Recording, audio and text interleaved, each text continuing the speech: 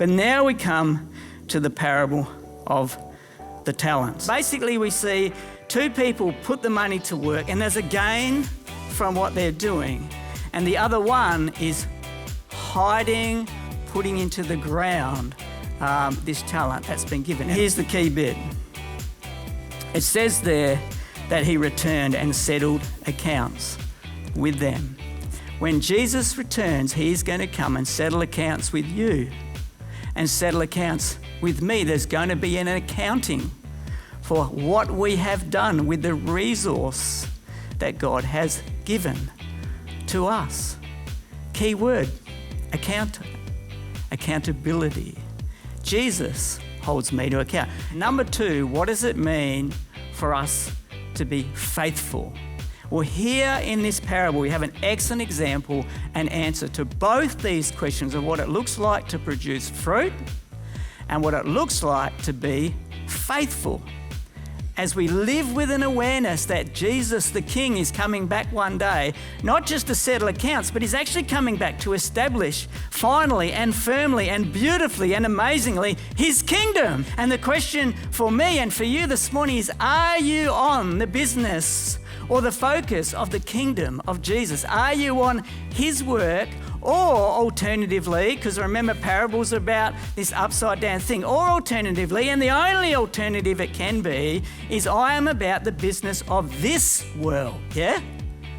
Am I about the business of God, his values, his kingdom, his mission, his purpose, or am I about the values of the kingdom of this world, its values, its purpose? And we have the opportunity to be not just included, but involved and given a responsibility, given a partnership in this future.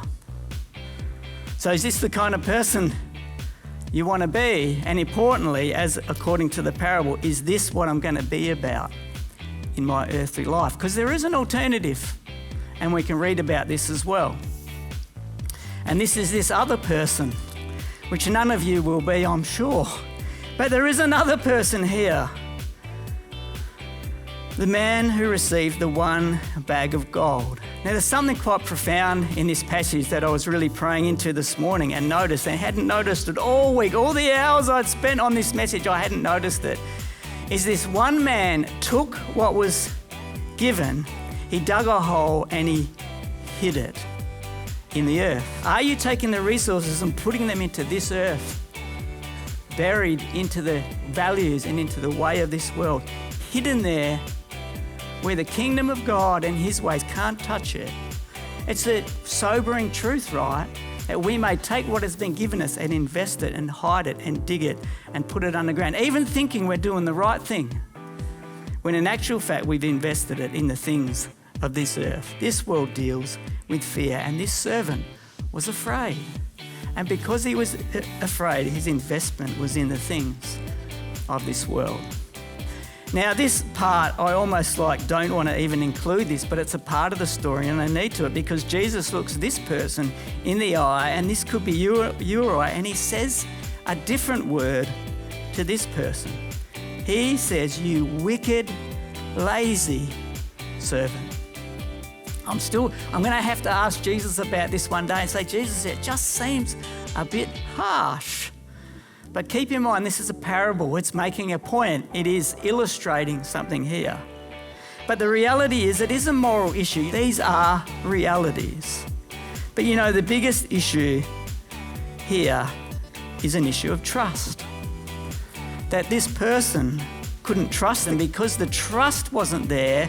Instead, what was there was fear. They made this investment in the kingdom of this earth and they dug a hole. And I just want to encourage you this morning, there's no better way to apply this parable and no better concrete way to express it than just to say, hey, I'm going to give to the church because that's about this, and I'm letting go of that. So here's your challenge for this week. We always give you a challenge. Is what's one thing you can do this week that will help you to invest more in the kingdom of God rather than the kingdom of this world?